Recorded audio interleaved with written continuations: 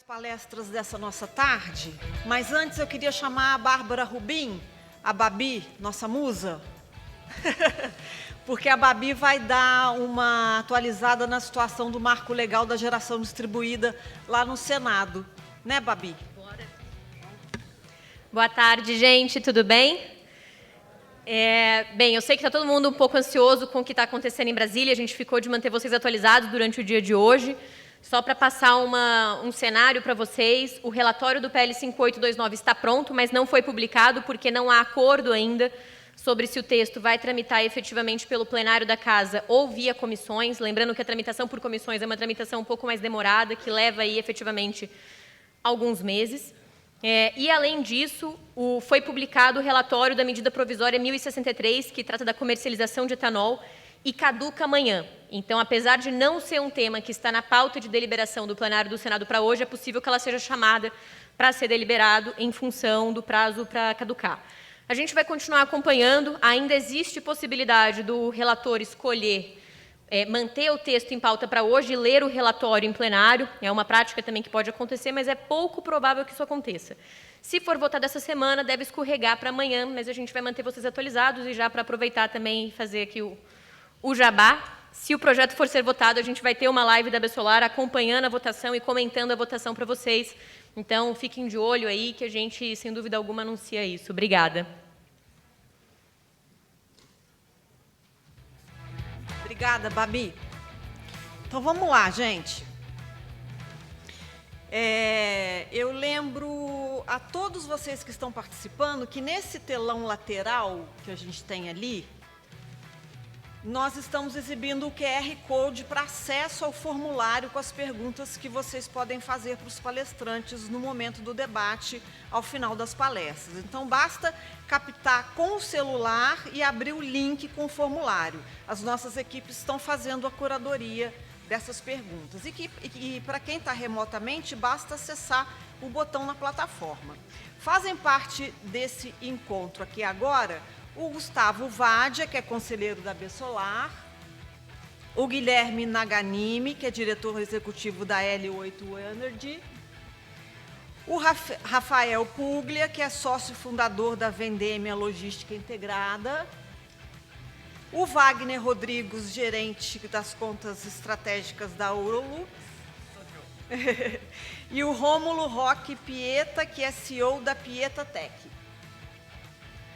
E eu gostaria de chamar um rápido vídeo aqui do Meu Financiamento Solar, que é o nosso parceiro Diamante. Vamos dar uma olhada. Meu Financiamento Solar nasceu em 2020. Nós somos a maior fintech de energia solar do setor. A gente é o painel de solução de financiamento para quem quer hoje financiar o seu sistema de energia solar. Seja o consumidor final para a sua residência, seja o consumidor comercial para o seu negócio. Então, a gente tem para ambos os mercados, tá? A gente tem um atendimento personalizado, no qual a empresa de energia solar que atua consegue ter todo o suporte, toda a dedicação do nosso time para isso. O diferencial é o nosso serviço, a rapidez, a agilidade e o processo desburocratizado. Então, não é necessário abrir conta, temos taxas acessíveis, ou seja, a gente tem um processo onde o cliente contrata digitalmente. Então, para o integrador e para o cliente final, é muito fácil utilizar e ter acesso a essa linha. Financiamos até 84 vezes, isso permite estender prazos para que a parcela fique diluída e muito próxima à conta de luz que o cliente, consumidor final, já paga.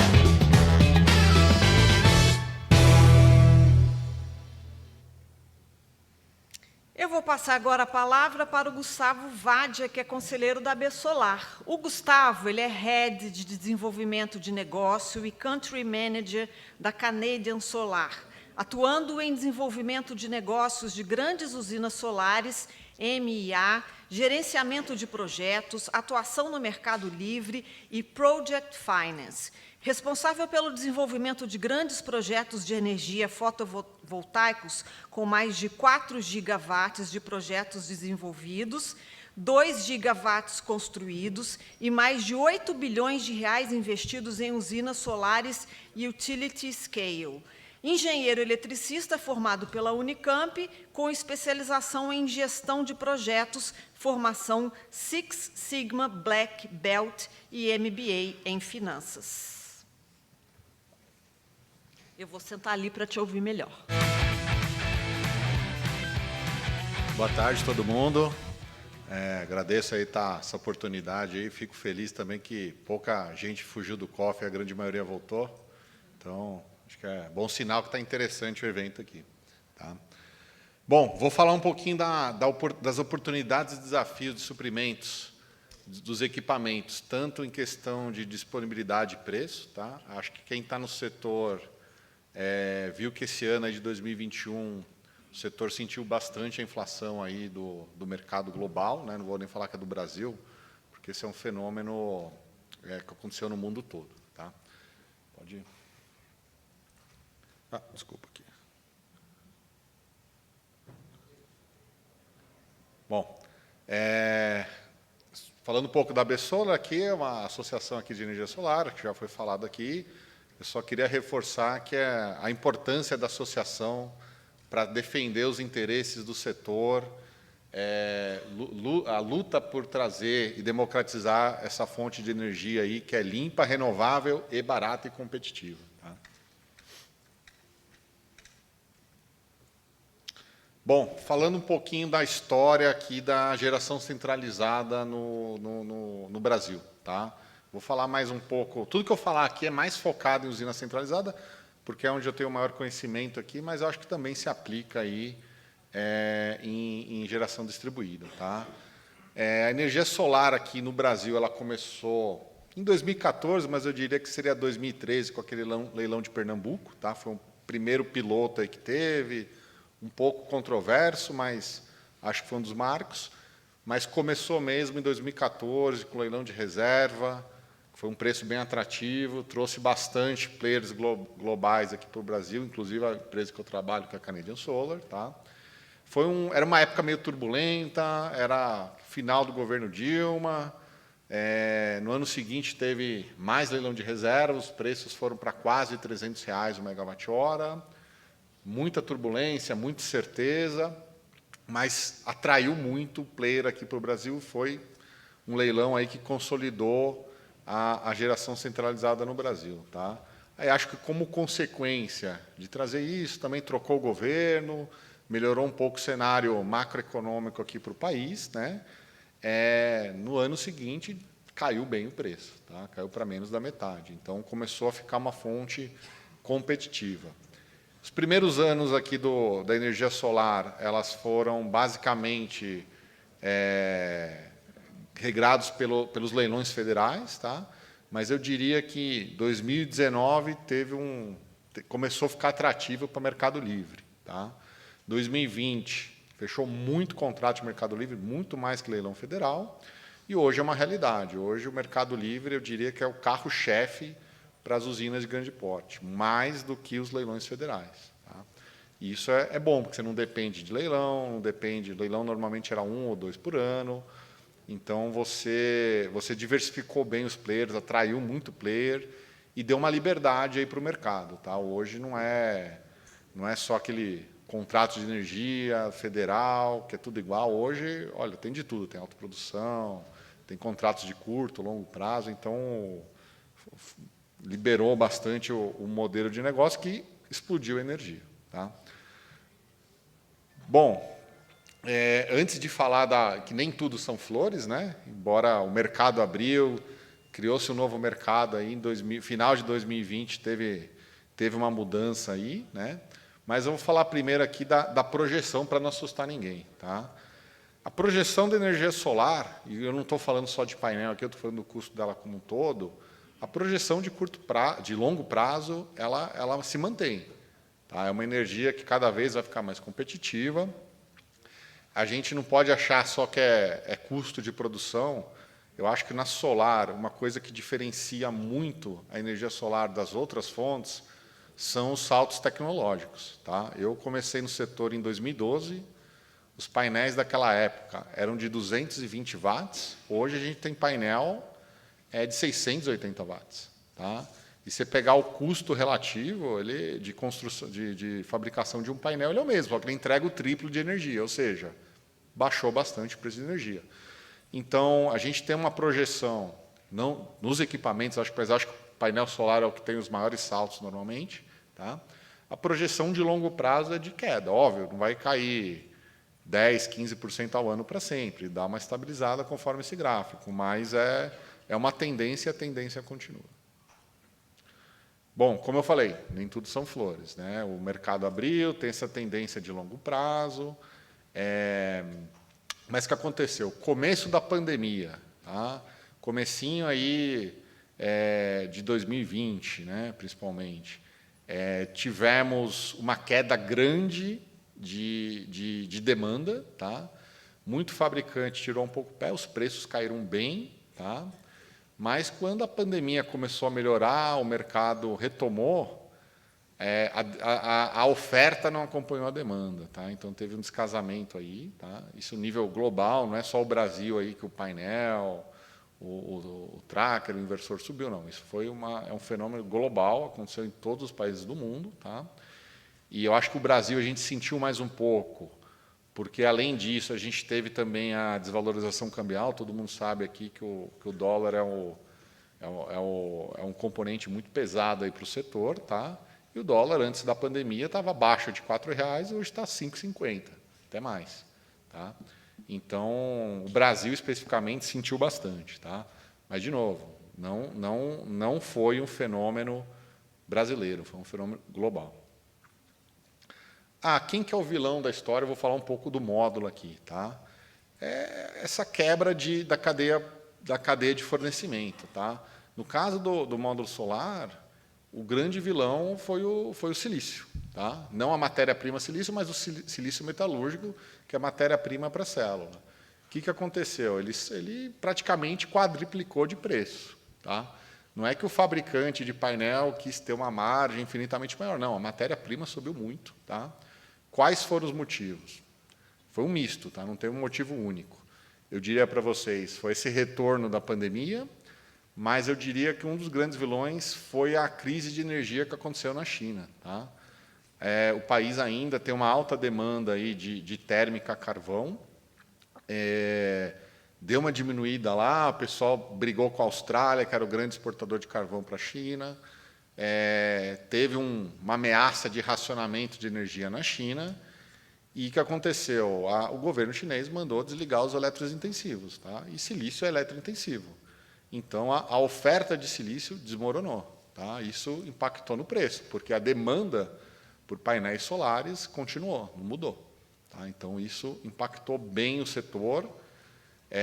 A boa notícia, eu acho que o pico de preço já passou, a gente já está vendo alguma queda aí no setor, mas eu acho que aqui até esse painel aqui é para a gente debater isso aí. Quais são as projeções? Que a pergunta que todo mundo quer saber a resposta, embora eu acho que ninguém sabe a resposta ainda, mas tem as projeções, é quando que normaliza, quando que estabiliza o preço. Eu sei que, tanto para o pessoal de geração distribuída ou para um player de usina de grande porte, que vai vender energia hoje para construir daqui 2, 3 anos, essa pergunta é o que dirige o negócio. Então, é a grande pergunta aí do setor. Tá? Só reforçando, sim, isso foi mais drástico aqui no painel solar, mas não foi só no painel solar. Eu acho que no tracker a gente sentiu bastante o preço do aço. Tá? Acho que dá uma melhorada aí mais recentemente, mas o minério, acho que quem acompanha as ações da Vale viu o que aconteceu. Né? O preço disparou, mas deu uma queda agora, então deu uma normalizada. Tá? Mas até chegar no produto final vai um tempo. Acredito aí que tem um componente de dólar pesado também no aço, não sou especialista aí, mas eu não tenho dúvida, porque também o pessoal exporta muito. Tá? O inversor também, componente eletrônico, todo mundo acompanhou falta de chip, principalmente na indústria automotiva, então abalou bastante o setor como um todo. Tá? Então, acho que esse é o desafio do nosso setor. O pior já passou? Parece que sim, vamos ver. Quando que normaliza, em que velocidade que vai normalizar. Assim, tem um dado que eu estava acompanhando, não está aqui nesse slide, mas tem muita indústria de silício entrando na China, principalmente em 2023. Tá? Eu vi um gráfico aí que praticamente está dobrando a produção na China. Então, isso aí deve refletir bem, mas também a demanda, com essa agenda ESG aí, não está dando um alívio também para o preço, que eu acho que é um bom negócio para a gente, né? Mas a demanda continua alta, global. Tá? Bom, é isso aí. Eu vou só agradecer nossos associados e patrocinadores aqui do evento, tá? E vou passar para os próximos palestrantes aqui. E depois, no final, a gente vai estar aberto aí para perguntas, tirar qualquer dúvida aí que qualquer um tiver aí em relação às apresentações.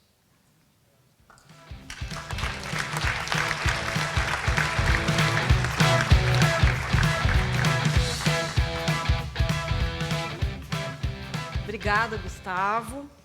E agora eu vou chamar para vir aqui ao púlpito o Guilherme Naganimi, que é diretor executivo da empresa L8 Energy. Guilherme Naganimi é graduado em Engenharia Industrial Elétrica pela UTFPR, pós-graduado em Gestão Empresarial pela Fundação Dom Cabral. Ele tem mais de 20 anos de experiência nas áreas comercial e desenvolvimento de negócios. Experiência em atendimento comercial junto às concessionárias de energia elétrica, experiência em coordenação de equipes multidisciplinares, atuação plena em distribuição de equipamentos de geração fotovoltaica, participação em mesa redonda de tecnologia e como palestrante em seminários e feiras tecnológicas. Por favor, Guilherme.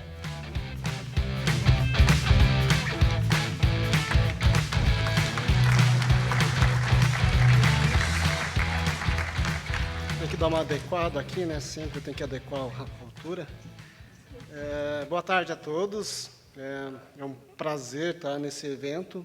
Eu acho que é um marco a gente poder retornar, né? A gente já tem retornado gradativamente, né, às palestras presenciais, aos eventos presenciais, né? Muito focado com o híbrido também, né? Tem muita gente em casa assistindo, né? Mas o olho no olho, a gente poder conversar com as pessoas, a gente poder escutar as pessoas, né, do setor, né, todos os experts na área, né, e agregar conhecimento, não só a gente conseguir tentar passar alguma experiência que a gente tem, mas também conseguir absorver isso. Isso é bem gratificante, né. Parabenizo a Absolar pelo modelo que está sendo conduzido hoje. Acho que as feiras estavam, né, os eventos, não feiras, mas os eventos estavam sendo conduzidos muito mais para institucional, para propaganda de empresas, e aqui a gente está tendo um conceito muito mais de massa pensante, né? A gente está vendo que tem muita informação relativa ao mercado, né, que gera expectativas, que coloca mais as pessoas a visualizarem e também pensarem por si mesmos, né? Nós, L8 Energy, como distribuidores, nós acabamos fazendo massivamente uma questão de produtos e soluções. Mas, para nós podermos fazer isso, é muito importante a gente poder ter esse respaldo de massa pensante, né, de informação, né, tecnológica, principalmente. É através disso que a gente consegue fornecer, né, como distribuidor, as melhores soluções, com qualidade, sabendo que aquele produto não terá problema, ou para qual caminho está indo o nosso setor, né.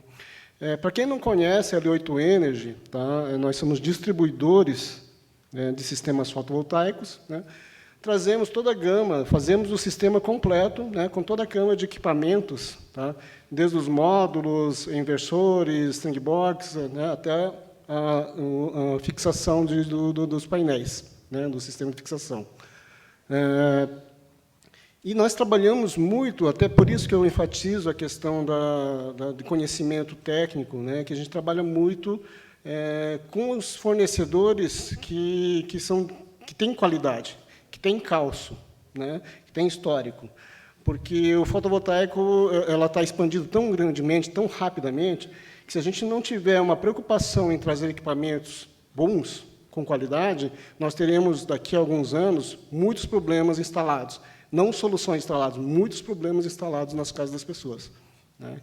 Então, aqui a gente já tem a Fronius, a Huawei, a JA Solar, que são fornecedores da L8, que comprovam que, nesses eventos, a gente sempre traz a qualidade, né, os fornecedores que conseguem realmente fornecer adequadamente. A nossa filial, né, da distribuição é em São José dos Pinhais, né, mas, para poder atender mais adequadamente, né, um país como o Brasil, que é continental, temos colocado alguns centros de distribuição, né, Santa Catarina, Rio Grande do Sul, São Paulo, Minas, Rio Grande do Norte, Pará, Rondônia, para poder realmente trazer adequadamente, né, e levar para os integradores dessas localizações, né, os equipamentos que a gente considera que tem muita sinergia e muita qualidade. O tema aqui ela fala um pouco sobre o que é o desafio de 2022, né? O que a gente visualiza, né? O que né? Todo esse evento aqui ela foi muito pautado em cima de números, né?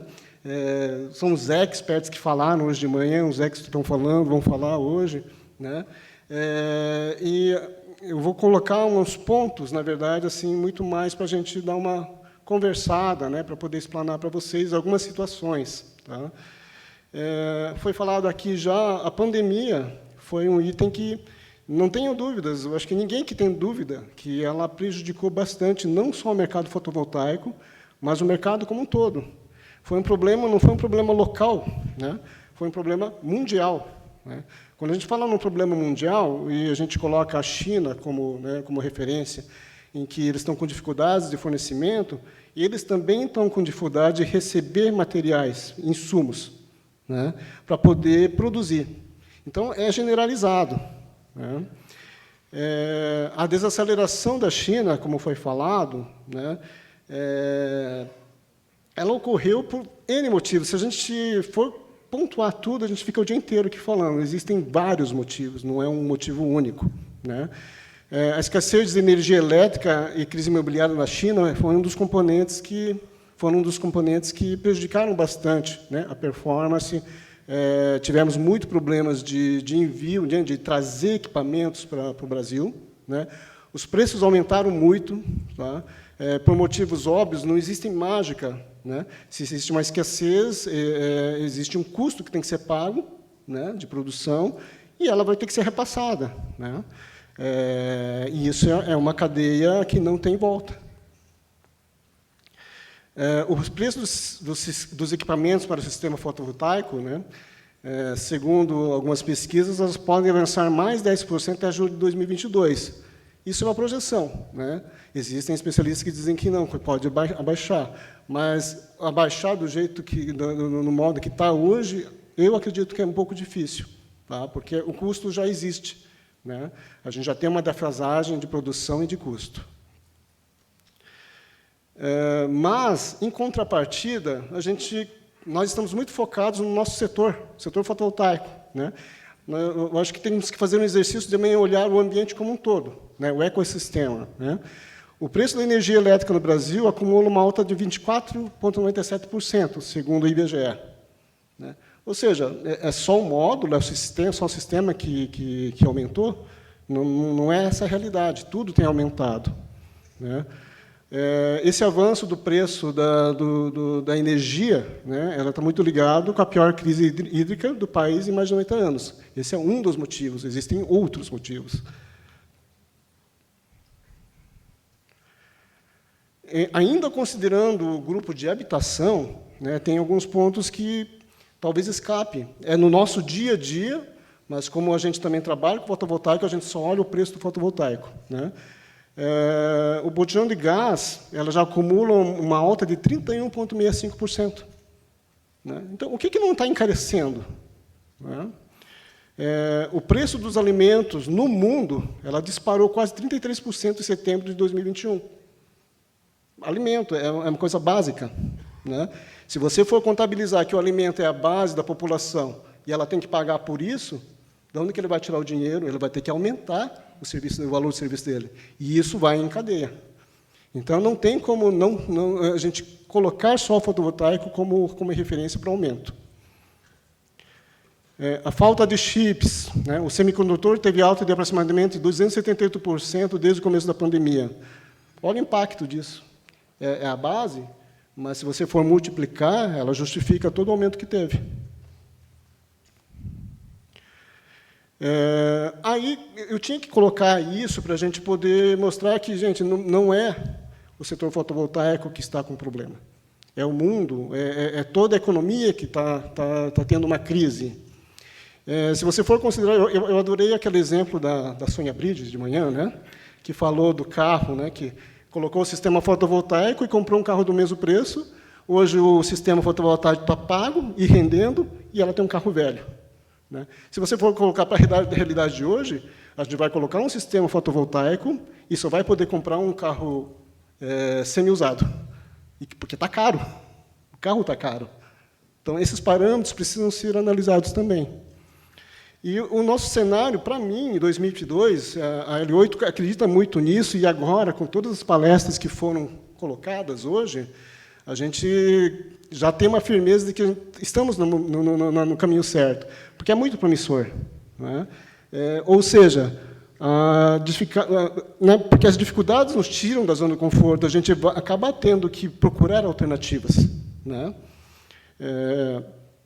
Com a alta dos preços gerais, como eu comentei agora, né, a solução fotovoltaica ainda continua sendo, né, uma das melhores opções de investimento, né? Se você for colocar na ponta do lápis, eu estaria preocupado se somente o sistema fotovoltaico tivesse subido. Mas não foi isso, né? O mercado como um todo, né, a alta foi geral. Então, assim, não tem mágica, tudo vai aumentar. Não é o sistema fotovoltaico que é caro, tudo aumentou. E também o mercado fotovoltaico no Brasil ainda tem muito para crescer, tá? E como a L8 Energy acredita muito, né, nesse mercado, a gente tem trazido algumas soluções novas, tá, para complementar, para mostrar para vocês que o mercado existe e tem outras soluções. A gente tem trazido muito BIPV, tá? Que seria o fotovoltaico integrado às construções, né? Aos sistemas de construção civil, né? O filme fino, quem puder participar, parar ali na nosso stand, nós temos o filme fino lá, a telha solar também, né? O filme fino ela pode usar nas mochilas solares, né? O ombrelone solar, que também tem um filme fino, você consegue armazenar energia, carregar o teu celular, e à noite você pode ligar uma lâmpada LED, então à noite vocês podem continuar ainda na tua festa, né? A telha solar, que é uma da menina dos nossos olhos, né, da L8N, porque a gente realmente acredita que a gente consegue aliar o fotovoltaico à arquitetura e à construção civil, né? As pérgolas, né, com os vidros solares, as barreiras acústicas também com vidros solares, né? O revestimento solar, por exemplo, essa academia, o revestimento da parede dela, ela tem uma potência de 15 kW/peak, e você nem nota que é um sistema fotovoltaico, né? O carregador de energia, como foi falado hoje, também vai ser uma tendência que não tem volta, né? Luminária solar também que nós estamos trazendo, né? Ou seja, vamos ter iluminação em locais que não têm infraestrutura, e porque não precisa de infraestrutura, porque ela tem um painel solar e tem armazenagem. Então, essas soluções é o que a L8 Energy acredita, né? Por acreditar que o setor fotovoltaico ela tem muito a crescer ainda, tá? Já esgotou meu tempo, acho que já faz alguns minutos, então eu vou parar por aqui. E agradeço a todos pela atenção.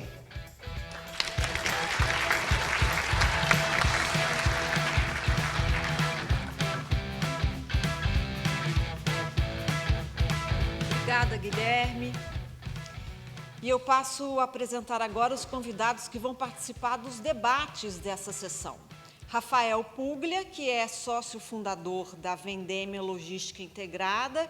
O Rafael tem mais de 15 anos de experiência em comércio internacional e fundou há 10 anos a Vendêmia Comércio Internacional, com origem no comércio exterior. Em 2016, ele fundou a Neste Armazém e, em 2018, fundou a Neste Transportes.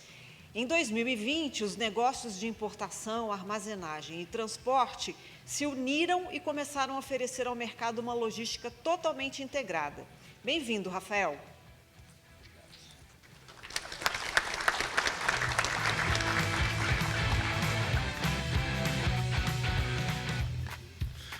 Boa tarde, pessoal. Boa tarde. Prazer aí dividir a mesa com vocês.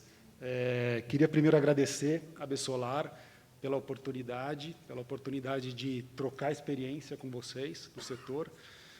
e também de contar um pouco do nosso trajeto, da nossa empresa, do que a gente tem feito para atender os distribuidores e os players desse mercado. Bom, acho que é importante contextualizar um pouco, né, como a gente participa desse mercado, o que a Vendemia tem feito com alguns clientes. Acho que vou começar falando da nossa fundação, né? Há 10 anos atrás, a gente nasceu como uma empresa de comércio internacional, uma empresa que faz a gestão dos processos de importação para grandes clientes no Brasil, em diferentes indústrias. E, em 2017, 16 para 17, a gente começou a trabalhar com alguns clientes do setor de energia solar, fabricantes, distribuidores e também fazendo a gestão logística para alguns players de GD e de geração centralizada. Nesses 10 anos, a gente veio verticalizando as nossas operações, a gente entendeu a importância e a complexidade da logística, né, dentro do setor de energia solar fotovoltaica e fundamos os nossos armazéns e a nossa transportadora. Hoje, a gente percebe claramente, né, que essa é uma dor muito forte do setor de energia solar. A gente tem muitos produtos importados, né, os principais, como o módulo inversor, e também tem toda a complexidade de transporte nacional e internacional. Acho que o nosso tema principal aqui, né, é a cadeia de suprimentos, e eu acho que tem muita gente preocupada com a questão dos fretes internacionais, da importação e o transporte também nacional. Então, acho que vem bem dentro do que a gente está trabalhando hoje, com alguns clientes e algumas oportunidades que a gente enxerga no mercado, né? Acho que vale a pena também fazer uma breve retrospectiva. Eu estava conversando com o Gustavo aqui há pouco tempo, aqui no backstage. Há 2 anos, a gente estava precificando projetos de plantas solares com frete internacional a $1.500. Se você tem um container que custa $80 mil, um frete a $1.500, ele tem um percentual relativamente baixo. Hoje, a gente está precificando projetos, 1 ano e meio depois, a $12 mil, $13 mil, já chegou até a $15 mil.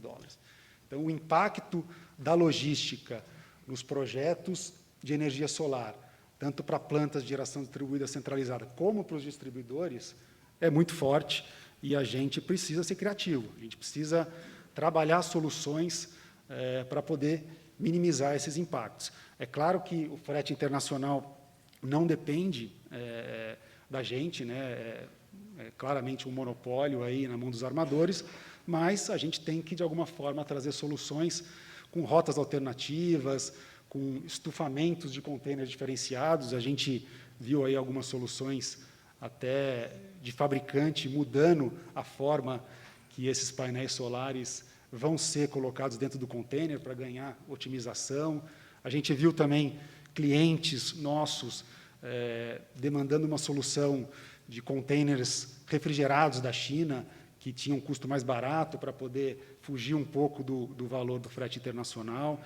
Então, acho que é um pouco mais amplo, né, o que a gente vai falar aqui, que é a cadeia de suprimentos completa, né, mas o frete internacional tem sido um problema bastante grande e a gente tem algumas formas de mitigar esse risco. No transporte rodoviário, o Brasil, pelo tamanho, também traz uma complexidade enorme e a gente tem que, de alguma forma, trabalhar esses fatores, né? Hoje, dentro da Vendemia, a gente tem armazéns em diferentes estados, onde o nosso cliente pode ter um estoque avançado, ter um estoque mais próximo do consumidor final e conseguir, com planejamento, com sistema, com tecnologia, ter custos mais competitivos. Acho que é importante também falar um pouco mais de oportunidade do que desafio, né? Os desafios na logística internacional e nacional são visíveis, tributários também são desafios visíveis, todo mundo aqui é impactado por isso e está sofrendo, mas a gente enxerga algumas oportunidades também. Recentemente, a gente tem visto uma tendência, por exemplo, de fabricantes de ter a mercadoria em entreposto aduaneiro aqui no Brasil, ou seja, um estoque avançado do fornecedor aqui no Brasil para que ele tenha maior velocidade, para que ele tenha custos menores, tenha disponibilidade aqui para o cliente, né? Esse é um exemplo de uma oportunidade. Eu acho que tanto para inversor como para módulo, a tendência é que essas mercadorias estejam mais próximas e, consequentemente, mais baratas. Enxergamos, no médio prazo, talvez do meio do ano para frente, uma redução no custo de frete internacional. Como a gente movimenta um volume bastante grande, tem contato com os principais armadores, a gente tem essa percepção e me parece que, depois do feriado chinês, a gente vai ter uma queda nos fretes internacionais. E, enfim, não são só problemas, né? Eu acho que todo mundo aqui falou e vai falar que o mercado está em crescimento acelerado, é um mercado muito pujante e um mercado onde o Brasil é bastante relevante. Então, bom, acho que estamos à disposição aqui, meu tempo acabou, eu acho que as perguntas serão bem-vindas para a gente poder aprofundar um pouco mais em cada tema. Obrigado, pessoal.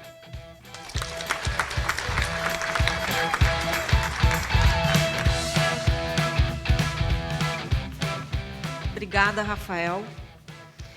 O nosso outro convidado é o Wagner Rodrigues, gerente de contas estratégicas da Ourolux. Wagner é gerente de contas estratégicas da Ourolux há 2 anos.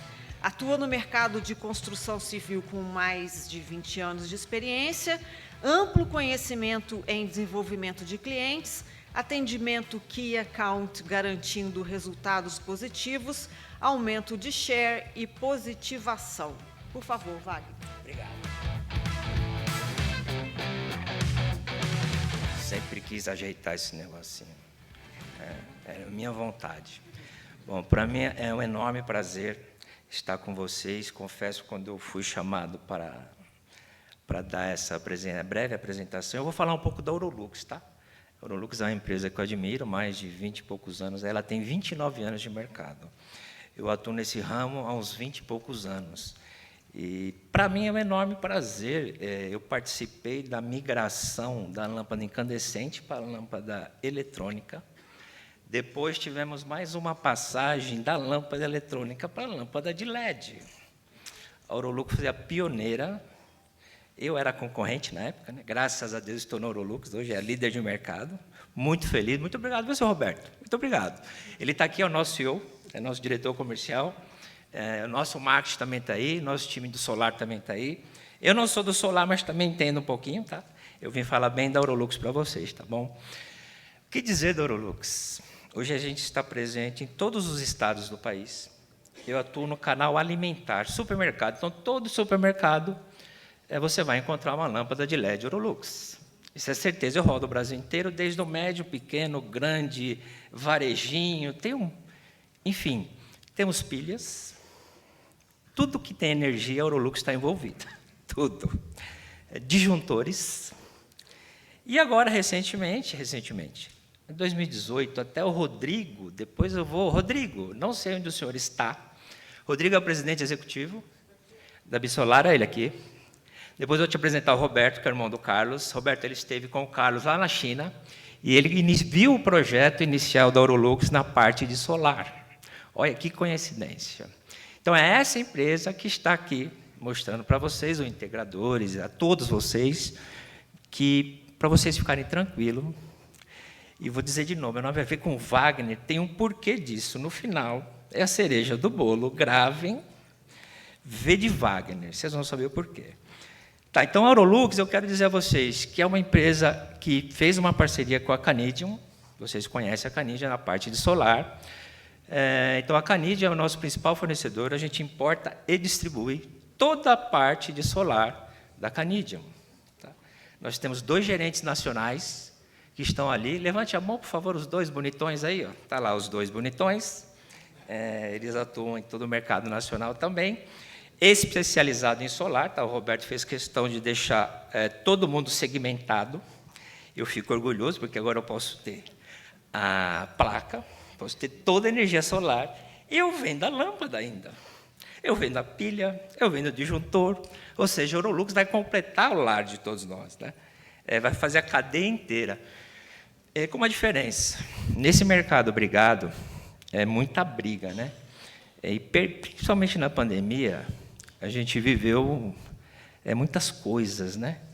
E eu posso dizer a vocês que na pandemia nós crescemos. Se eu estiver errado, seu Roberto, só me puxa a orelha depois, agora não. Nós crescemos muito, mas muito. Principalmente na parte de LED, né? Porque houve esse apelo de economia de energia, muitas empresas saindo do mercado, e o chefe, pelo amor de Deus, vamos mais, vamos mais, vamos mais, e vão para cima, vamos embora para o time inteiro. E nós tivemos êxito na operação.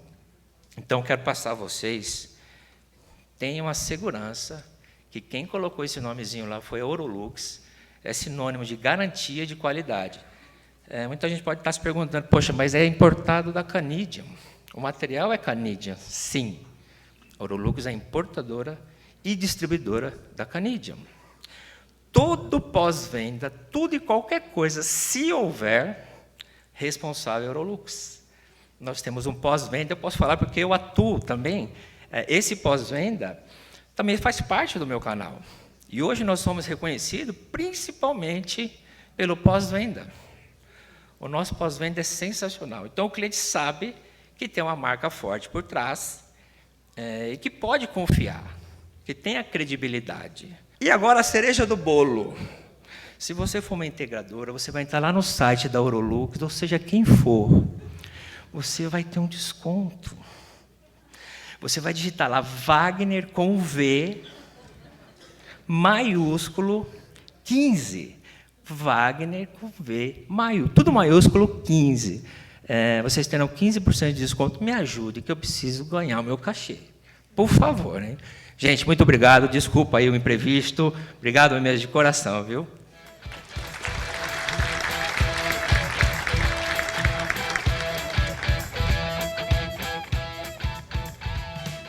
Wagner, o seu vídeo não entrou, mas a sua performance foi maravilhosa. Então, foi tudo bem. E agora eu apresento o Rômulo. E agora eu apresento o Rômulo Roque Pieta, que é CEO da Pieta Tech. O Rômulo é engenheiro eletricista pela Universidade Federal de Santa Catarina e CEO da Pieta.tech. Por favor. Alô, alô, pessoal, boa tarde. Vou subir um pouquinho aqui. Só confirmar se é a minha, é isso mesmo. Já estragou o efeito de surpresa, né? Então faz de conta que vocês não viram nada até agora. Então, primeiro agradecer a Bessoy pelo espaço, parabenizar pelo evento. Dizer que também é uma honra, né? Para quem conhece a história da Pieta, sabe que provavelmente somos aí uma das empresas mais novas que subiu nesse palco hoje. A gente tem exatos 3 anos de história. Iniciamos não do zero, do negativo, né? E focando numa solução que poucos engenheiros queriam trabalhar, que era de dar suporte para pequenos integradores, né? Então, o nosso início ele foi na parte de projeto e homologação. Então, a gente assessorava pequenos e médios integradores que não tinham condições de ter engenharia ou não eram engenheiro. E aí tinha muita polêmica do tipo, então com a Pieta qualquer um entra no setor. Não, qualquer um sempre entrou. O que a gente fez foi elevar o nível da engenharia dele, tá? A RT, na internet, ele sempre encontrou, o primo dele sempre fez projeto para ele. O que a gente fez foi tentar parametrizar isso para um nível de qualidade excelente. Já no nosso primeiro ano, a gente teve uma surpresa muito boa. Algumas empresas em que tinha um engenheiro, ou o dono era engenheiro, nos contratou, e a gente descobriu que tinha um mercado que eram de engenheiros que tinham que escolher entre serem engenheiros ou serem empresários. Então, a gente percebeu que, na verdade, o nosso público não era apenas o pequeno integrador, era também o médio e quem tinha engenharia. Em 2020, a gente teve outra felicidade na parte de engenharia, que foi a de passar a atender grandes empresas, EPCistas e... Acho que está falhando ou está ok? Está ok? Então é só para mim aqui.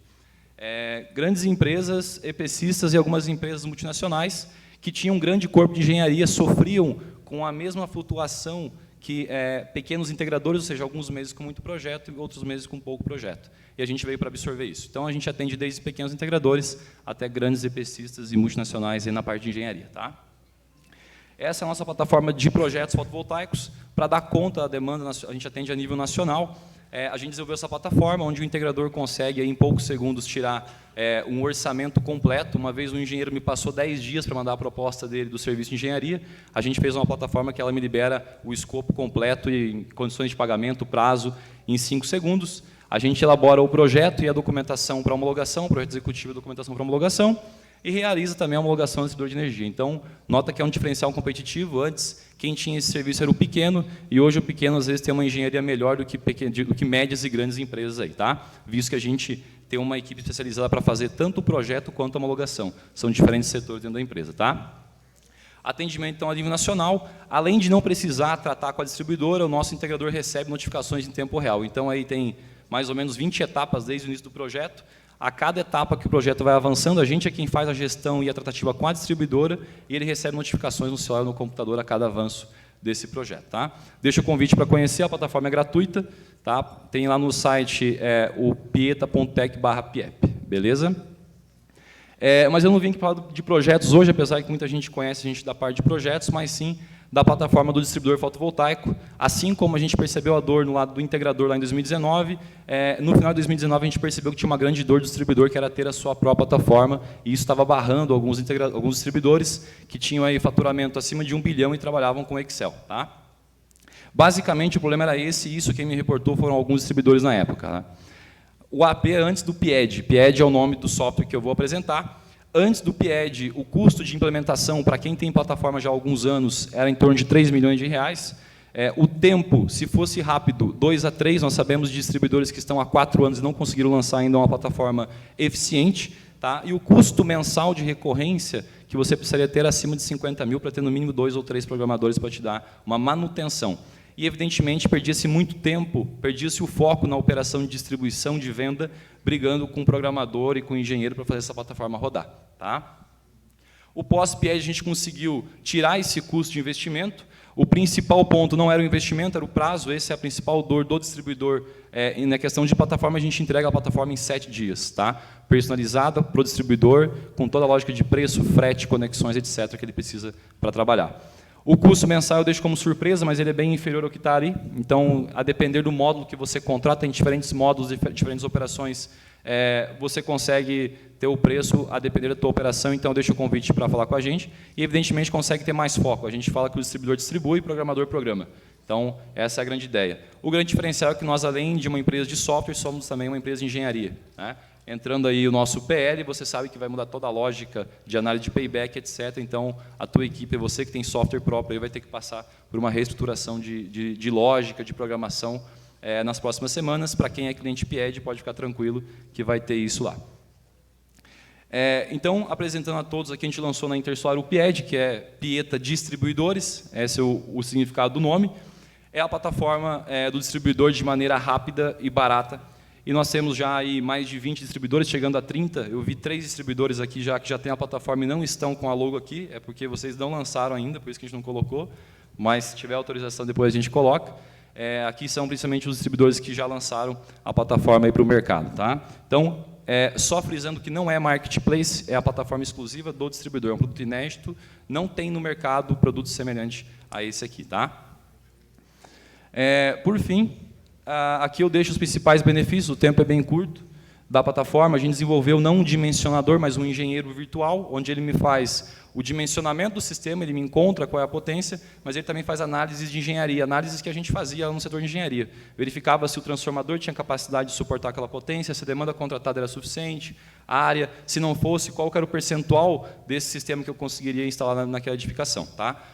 A gente está com um stand aqui, então, quem quiser conhecer mais detalhes, a demonstração dessa plataforma ela pode levar 3 horas para apresentar tudo, literalmente, 3 a 4 horas.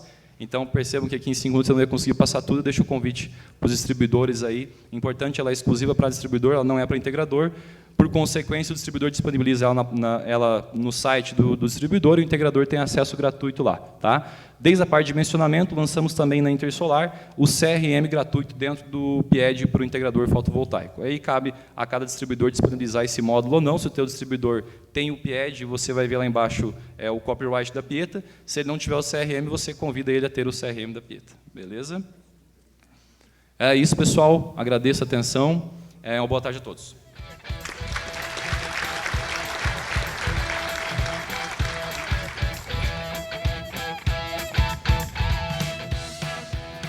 Eu vou ter que arrumar, ó, porque Rômulo é alto, tá vendo? Obrigada, Rômulo. Gente, nesse momento eu vou abrir a sessão destinada ao debate e à interação do público que está presencialmente aqui no primeiro Encontro Nacional AB Solar e também daqueles que estão nos acompanhando de forma remota. Quem vai fazer a moderação vai ser o Gustavo Vádia.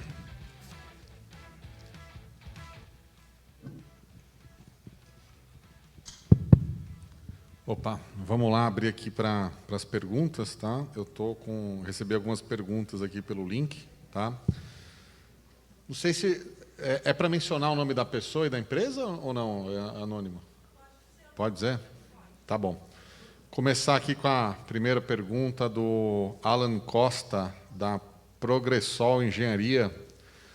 Gostaria de saber se já há alguma preocupação do nosso setor no que diz respeito à reciclagem dos equipamentos fotovoltaicos, a exemplo dos módulos fotovoltaicos, em um futuro próximo, quando os módulos precisarem ser substituídos. Tá? Vou passar para o pessoal, mas só para falar um pouco do que eu sei. Tá? Já existe, sim, tá? Mas vou falar na parte de usinas de grande porte. Quando você tira a licença ambiental, você já tem que apresentar o que você pretende fazer no futuro. Tá? É verdade que é um futuro daqui 30 anos, então acho que talvez não seja um tema tão em pauta, uma coisa que aparece tanto, mas já existe, sim, a preocupação.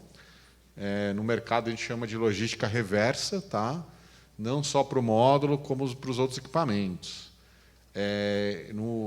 Depende muito do que vai acontecer daqui 30 anos, mas o que a gente viu bastante na Europa, que o pessoal faz a logística reversa, principalmente do painel e do inversor, até antes que isso, 10, às vezes 20 anos, tá? Mas geralmente o pessoal faz um retrofit da usina, tá? O tracker geralmente a estrutura metálica geralmente é mantida, o pessoal provavelmente vai trocar os painéis, trocar os equipamentos por coisas mais modernas, tudo.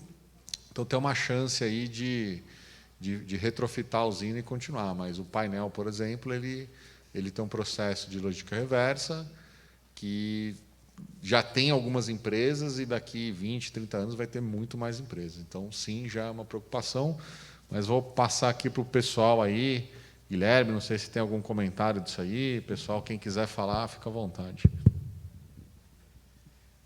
Já existe, na verdade, um fluxo, né, de logística reversa, né?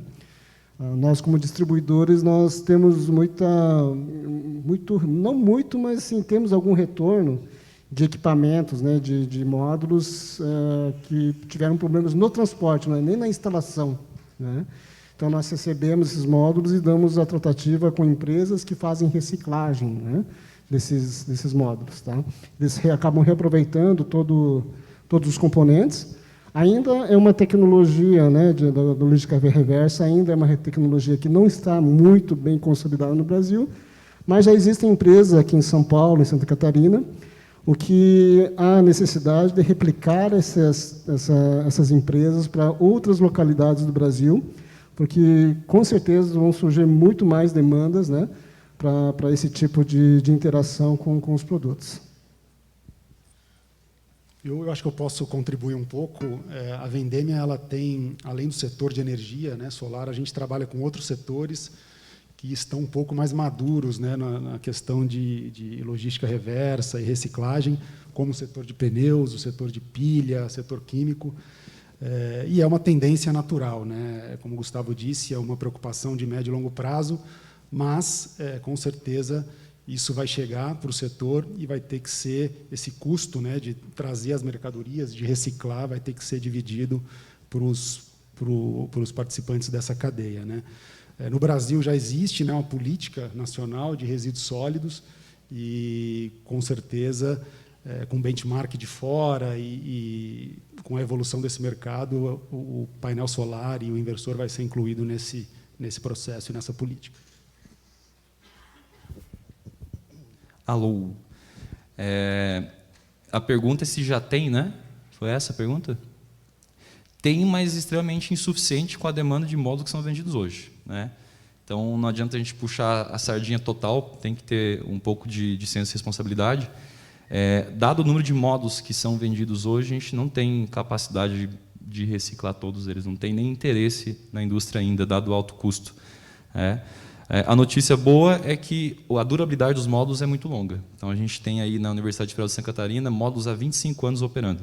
Se não me engano, estão com 70% de eficiência, um pouco menos, tá? De potência, desculpa.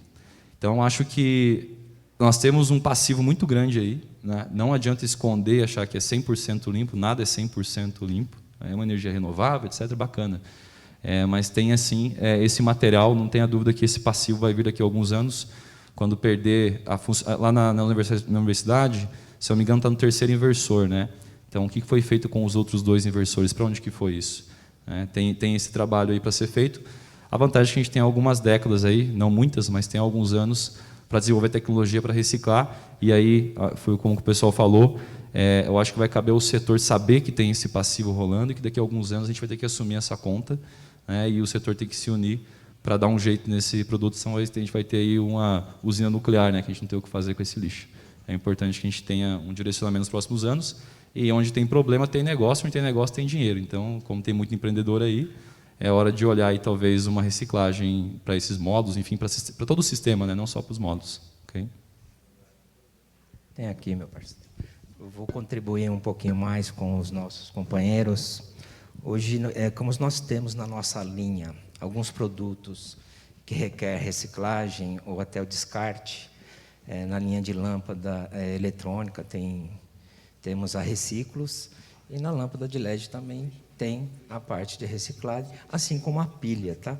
Então, a Orolux está preocupada, sim, e ela vai se associar, ou vai ter um parceiro para fazer essa reciclagem, tá? Isso faz parte da nossa prestação de serviço aos nossos clientes. Ok? Vou passar aqui para o Ronaldo, nosso presidente do conselho aqui, que ele pediu para dar uma palavra desse assunto aqui. Um minutinho só.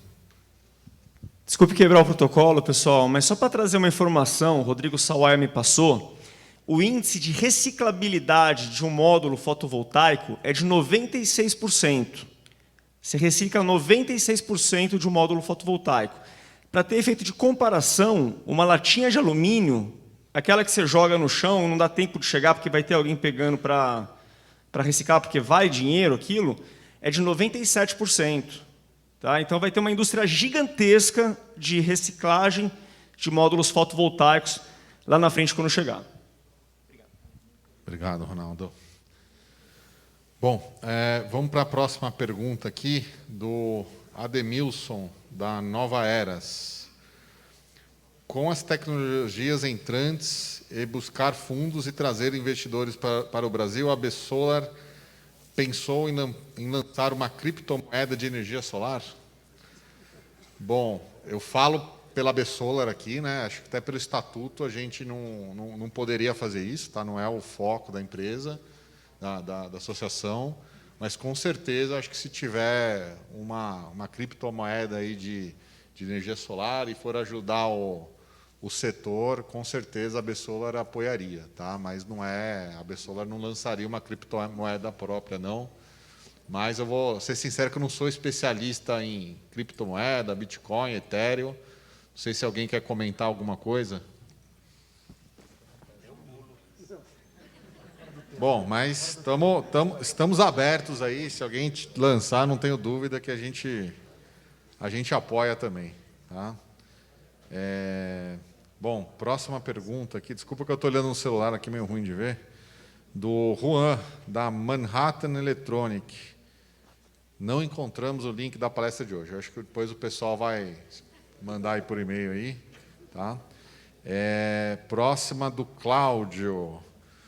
Quais os modelos de negócio e inovação do mercado mais promissores para habilitar a adoção em larga escala de telhados solares em condomínios verticais de cidade do Brasil? Acho que essa é para você, hein, Guilherme? A tendência é o BIPV, né? Eu acho que a grande escala, né, você conseguir adequar as construções com o sistema fotovoltaico, né? Então, ela ainda é uma quebra de paradigmas para muitos, né? Porque o Brasil ainda ela trabalha muito precificação, né? Então, a gente não tem como comparar, por exemplo, uma solução de BIPV, né, com o sistema tradicional. Ela é mais cara, só que ela resolve muito dos aspectos arquitetônicos, né, e de adaptabilidade do sistema fotovoltaico para as construções. Então, acredito que essa é a tendência, tá, para resolver essa questão. Obrigado, Guilherme. Bom, próxima pergunta do Mário Paiva, da empresa Bateria Líder. Gostaria de saber como vocês estão vendo o sistema off-grid para os próximos anos. Temos uma indústria de baterias automotivas, estamos avaliando a possibilidade de atuar em baterias estacionárias. Bom, bateria, storage, né, como é falado lá fora, é uma realidade. Tá? Nos Estados Unidos, difícil sair projeto que não tem bateria, tá? Mas não é off-grid. Tá? Eu acho que o maior volume ele vai vir de projetos conectados na rede, tá? Complementando a energia solar, diminuindo a intermitência, corrigindo, vendendo serviços anciliares na rede. Até a B-Solar, até um grupo aí de fomento de bateria que está bem atuante. Estamos para soltar um estudo aí agora no final do ano. O sistema off-grid, acho que é um mercado que existe, é um mercado um pouco mais limitado aí comparado com esse potencial que tem no sistema comparado, mas eu acho que é promissor, tá? Não é exatamente igual a bateria automotiva, mas é um mercado que vai ser muito forte no Brasil. Eu que respondo para os Estados Unidos, todo quarter eu tenho que responder por que eu não estou fazendo bateria aqui no Brasil, né? Então, a B-Solar está fomentando esse mercado, ajudando na concepção da regulação, e é um mercado que a pergunta não é se vai acontecer, é quando vai acontecer. Tá? Então, eu tenho plena confiança aí que vai vir, só não sei se é ano que vem, 2023, 2024, mas que vai acontecer, assim como aconteceu no resto do mundo, eu tenho plena confiança. Tá? Não sei se alguém quer comentar alguma coisa aí de bateria. Não, eu acho que é boa a pergunta, porque a gente recebe bastante esse tipo de pergunta, né, a título de engenharia de projeto. Basicamente, o off-grid, vai ter muito off-grid. Já vi muita gente falando assim, vou desconectar da rede. Né? Tem um amigo meu que trabalha na comercializadora. No tempo da discussão da 482, ele falou, você quer saber se usa a rede ou não? Então desconecta. Você vai descobrir se usa a rede ou não. Né? Não preciso da rede, então desconecta. Né? Dado o sistema elétrico que a gente tem hoje, ele pode, evidentemente, não ser um sistema muito inteligente, mas ele é muito bem conectado. Nós temos aí o operador nacional do sistema muito bem amparado em barramentos no Brasil todo. Com isso, você não usar isso e achar que é vantagem ter bateria, a não ser que a bateria fosse muito barata, e mesmo assim não teria muito sentido, o uso da rede é muito mais inteligente, barato, eficiente, seguro, etc, etc, etc. O caso do off-grid eu vejo como mais uma necessidade no local em que você não tem acesso à rede. Né? E aí a gente volta para o sistema híbrido, que aí sim faz todo sentido, principalmente quando você a tarifa hora sazonal, etc., locacional, isso vai fazer bastante sentido você fazer a coordenação da injeção dessa energia. Aí sim faz bastante sentido. Agora, o off-grid, não é que eu não acredito, eu só não vejo sentido onde você tem aí o sistema interligado. Bom, obrigado, Rômulo. Próxima pergunta aqui do Renato Machado, da Sanergia. Qual a visão de vocês sobre a dependência do mundo da China no fornecimento de matéria-prima e componentes? Bom, a gente vive num mundo globalizado, né? Eu acho que essa cadeia global de fornecimento é uma realidade já faz muito tempo e não vai ser mudado. Verdade, uma boa parte vem da China, mas não só da China, Sudeste Asiático também. E a ilusão achar que é um preto ou branco, bem ou mal, não tem essa. É uma cadeia global. Por exemplo, a Canadian já teve fábrica de módulos aqui no Brasil. Tá? Era difícil ter competitividade, mas também a gente montava o painel aqui. Né? Então, 80% do custo vinha de fora, era só uma montagem. Por quê?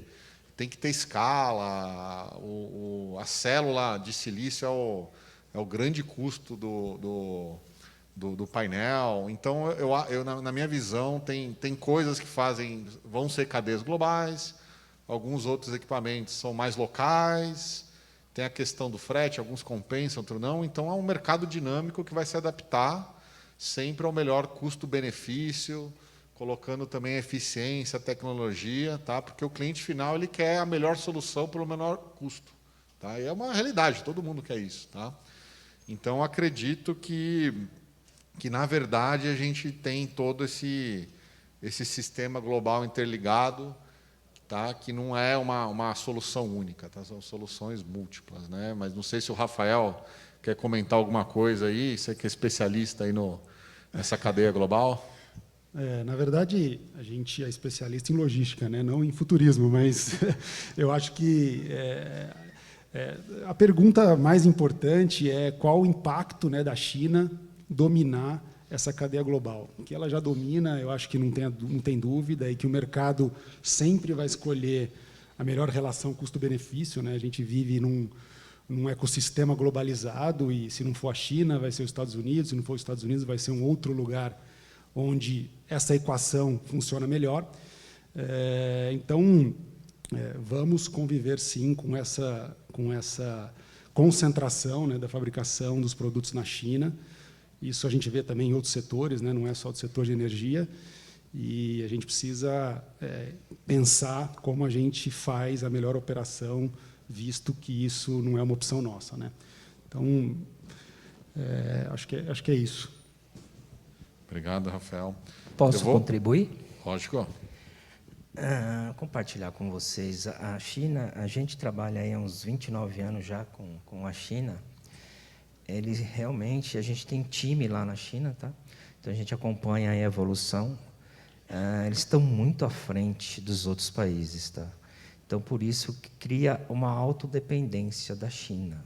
Eles estão muito evoluídos. Quando a gente pensar, eles já fizeram. E deixa eu perguntar uma coisa para ela. Se eu precisar de ajuda aos universitários, eu posso pedir? Tá bom, obrigado. Era só essa minha contribuição, viu? Tá bom. Eu vou ler uma última pergunta aqui, que a plaquinha já tá estourando aqui. Tá? Acho que é mais para o Rafael essa aqui. Qual a expectativa dos valores de frete para os próximos 6 meses, 1 ano e futuro? Essa é a pergunta de adivinhação. $1 milhão, né? Todo mundo quer saber. O que a gente espera é que tenha, eu comentei na minha introdução, né, que tenha uma redução após aí o feriado chinês. Pela cadeia de abastecimento estar um pouco mais equilibrada, né? A gente não tem uma pressão tão forte aí na oferta. Então, a tendência é que tenha um ajuste, uma redução sensível aí no segundo semestre. Claro que, nos níveis que a gente viu há 1 ano e meio, há 2 anos atrás, a gente não acredita que isso possa acontecer, mas vai depender muito se vai ter uma nova variante do Covid, se a parte política, não só aqui no Brasil, mas na China. Então, a expectativa é de melhora, mas uma melhora sensível e a partir do segundo semestre. Posso contribuir? Você já está rindo, né? Vamos lá. A Aurolux, ela costuma trabalhar esse impacto no frete. Eu posso dizer a vocês que os nossos clientes sentiram pouco. Pouco porque houve um planejamento, principalmente na parte financeira, de manter aí pelo menos uns 3 meses de estoque da linha de alguns produtos, tá? Então esse também foi um sucesso do nosso planejamento para esse momento tão complicado, tá? Obrigado aí. Bom, acho que o nosso tempo encerrou, né? Não sei se peço desculpa aí que não deu para responder as perguntas, tinham bastante aqui. Tentei pegar uma de cada estilo, tinha muita pergunta repetida, mas infelizmente aí nosso tempo acabou. É sempre assim, é muita pergunta para pouco tempo. Mas eu queria agradecer a vocês aqui da nossa mesa, queria agradecer também a todos que enviaram as perguntas aqui para nós, e obrigada a todos que nos acompanharam hoje aqui no auditório e também de forma remota. O Encontro Nacional AB Solar continua amanhã, a partir das 9 horas, aqui no Centro de Convenções Rebouças, em São Paulo, capital. E a gente se vê amanhã, então, às 9 horas. Uma boa tarde para vocês.